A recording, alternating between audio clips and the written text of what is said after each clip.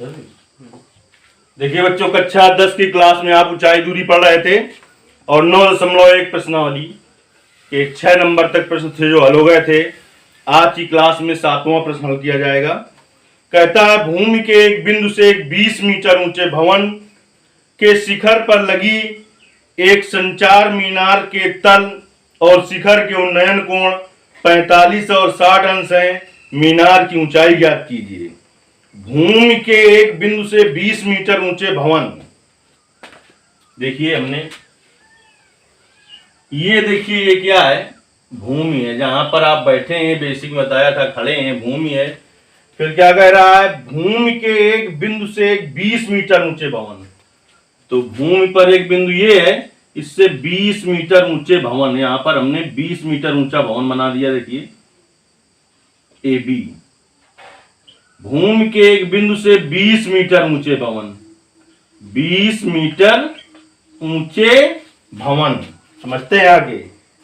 भवन के शिखर पर लगी एक संचार मीनार। ये भवन ए बी जो है, तो इसका शिखर ए है और पाद बिंदु बी है। तो भवन के शिखर पर क्या लगी? एक संचार मीनार। तो इस पर एक संचार मीनार लगा दी हमने। भवन के शिखर पर ये संचार मीनार लगा दी, ये AC। भवन के शिखर पर लगी एक संचार मीनार के तल और शिखर के उन्नयन कोण, यानी यहां पर व्यक्ति है इस बिंदु D पर। तो इस भवन के तल, भवन का तल कहां है? ये भवन नहीं, मीनार, संचार मीनार का तल कहां है? ये भवन AB है और ये क्या है? संचार मीनार। ऊपर वाली है संचार मीनार। तो संचार मीनार का तल कहां है? संचार मीनार का जो तल है वो A बिंदु पर है। तो तल का उन्नयन कोण कितना है? तल का उन्नयन कोण है 45 अंश संचार मीनार के, और संचार मीनार के शिखर का उन्नयन कोण है 60 अंश। कितना है? 60 अंश। तो कह रहा है मीनार की ऊंचाई ज्ञात कीजिए, यानी संचार मीनार की ऊंचाई ज्ञात करनी है। हमने मान लिया कि संचार मीनार की जो ऊंचाई है वो h है। कितनी है? h है।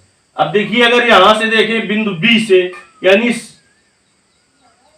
इसकी ऊंचाई है जो हमने h मानी है और जो हमें ज्ञात करनी है h, ये हमें भवन से ज्ञात करनी है। अगर हम देखें कि इस पृथ्वी पर स्थित बिंदु B से या धरती से इसकी ऊंचाई पूरी यहां से यहां तक कितनी हो जाएगी? पूरी ऊंचाई। तो ये देखिए, यहां से यहां तक थी 20 और ऊपर h बढ़ गई है, तो हो जाएगी 20 प्लस h पूरी हो जाएगी।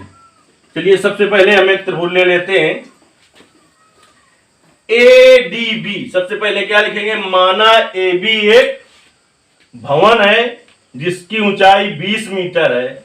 इस भवन के शिखर पर AC एक संचार मीनार है जिसकी ऊंचाई h मीटर है। पृथ्वी पर स्थित बिंदु D से इस संचार मीनार के तल का उन्नयन कोण 45 अंश और संचार मीनार के शीर्ष का उन्नयन कोण 60 अंश है। फिर से बात समझ लीजिए, ये लिखना है आपको। माना AB एक क्या है? भवन है जिसकी ऊंचाई h मीटर है। इस भवन के शिखर A पर AC एक संचार मीनार है जिसकी ऊंचाई h मीटर है।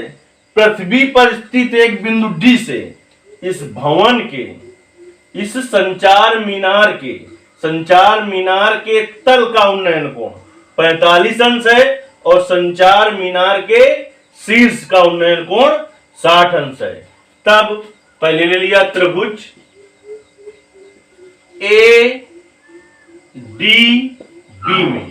ADB में tan 45 बराबर, इसके सामने गुजर लंब हुई थीटा के, लंब बटे आधार AB बटे BD। tan 45 का मान 1, AB का मान है 20 बटे BD। तो BD बराबर कितना आ जाएगा? 20 मीटर। इस BD का मान निकाल दिया हमने। कितना आ गया BD का मान? 20 मीटर आ गया बेटा।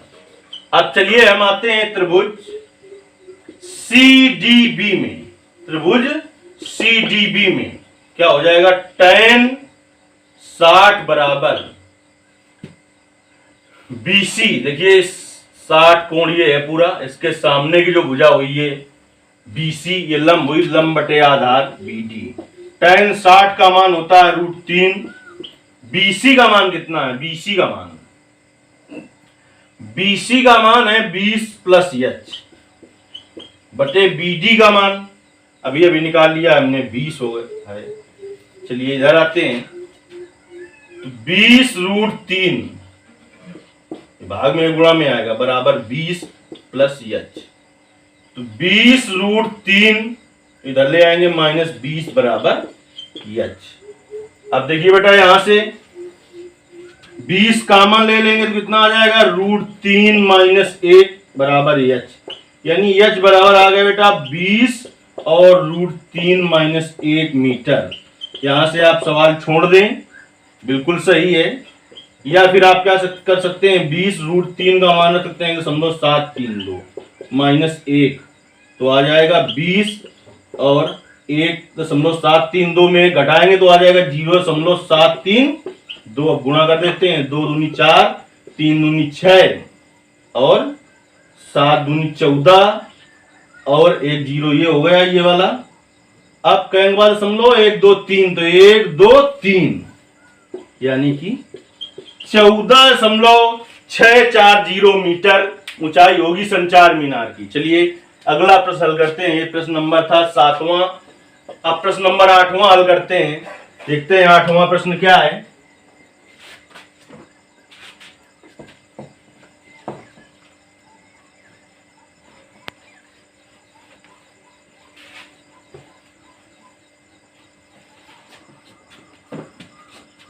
आठवां प्रश्न कह रहा है, एक पेडेस्टल के शिखर पर 1.6 मीटर ऊंची मूर्ति लगी हुई है। देखिए पहले एक पेडेस्टल बनाते हैं, फिर उसके शिखर पर 1.6 मीटर ऊंची मूर्ति लगाएंगे।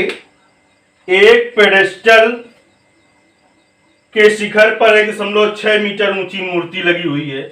ये देखिए क्षैतिज समतल है बेटा, और ये एक पेडेस्टल है। AB जो है वो क्या है? पेडेस्टल।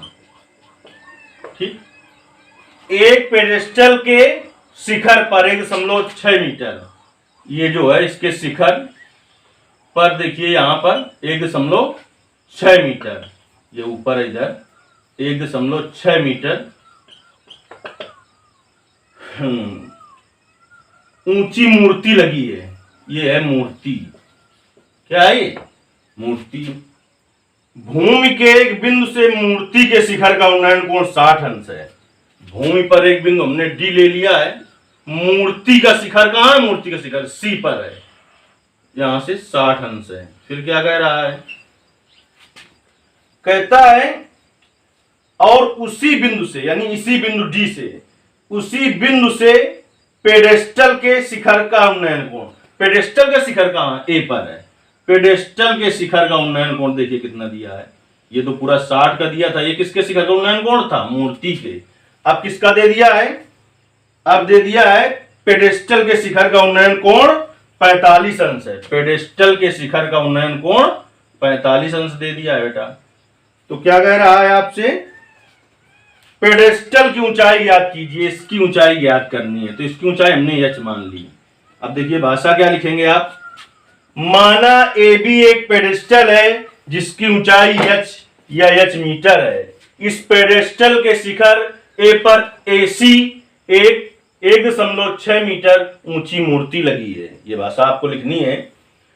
भूमि पर स्थित बिंदु D से मूर्ति के शिखर का उन्नयन कोण 60 अंश और इसी बिंदु D से पेडेस्टल के शिखर का उन्नयन कोण 45 अंश है।